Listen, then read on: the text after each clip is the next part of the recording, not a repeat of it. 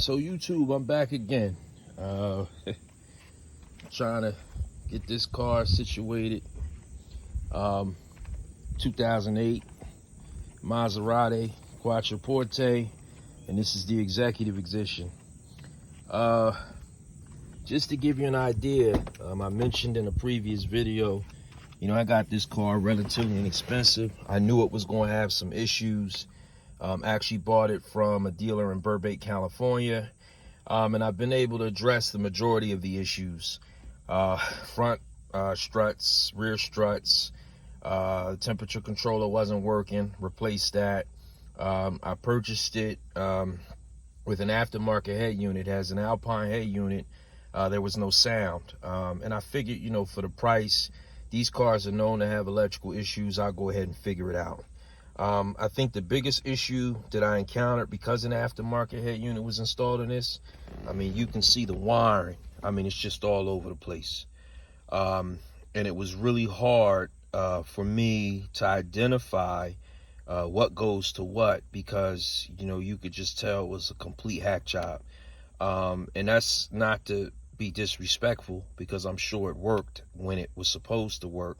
The issue is someone like myself who purchased this car, who wants it to work, hard to figure out what was done to get it to work the first time. So I opted to do a few things. You can see, there's like auxiliary cables, there's video cables, there's VGA cables. This thing just, I don't know. I believe I figured out what they attempted to do. But again, that's just more of a premonition and not a general overall understanding. So let me just show you real quick what I had to encounter, and then I'll tell you exactly what I decided to do to kind of mitigate the situation. This car, just for all intents and purposes, this thing is built like a tank. I'm struggling just to get in the trunk to figure out to do what I got to do, but that'll be in the next part of the video. So this Alpine unit was actually retrofitted when I got it to fit inside the bezel. Here you can see. So they actually did a good job. The issue herein lies, look at this. There's a circuit board here. There's a circuit board here, and there are a few other circuit boards inside the vehicle. This one actually has your VGA, your power input, and then your audio outs. So, as someone who's trying to get this thing working, I obviously can't contact the person who worked on this car to figure out what's going on. I just need to figure it out. And all I know, I wasn't getting any sound. I tested the AV outputs directly. The unit works. I tested speakers directly to the unit. It does work. And, they spliced into a lot of stuff. So at this point, my thought was, okay, maybe the Bose factory amplifier was the issue. So I took everything out the trunk, got to the Bose factory amplifier. That did not fix the problem. So what I think is the issue, I think that the unit that I just showed you at the bottom with the CD auxiliary, I believe that went, and that's what speaks to the speakers as well as the Bose amplifier. So what I decided to do was to bypass it. So in doing so, I got all the leads to the 6 speakers that are in the car, and I was actually able to get sound out of all of them. So I'm going to go with a teraamps, 2 teraamps, and I'm going to go with an inline noise filter, and I'm going to use aftermarket, but I'm still going to put it back together so that if I sell the car and somebody wants factory, they can, utilize the factory without issue. The problem is, if you can see here, that's the gas tank.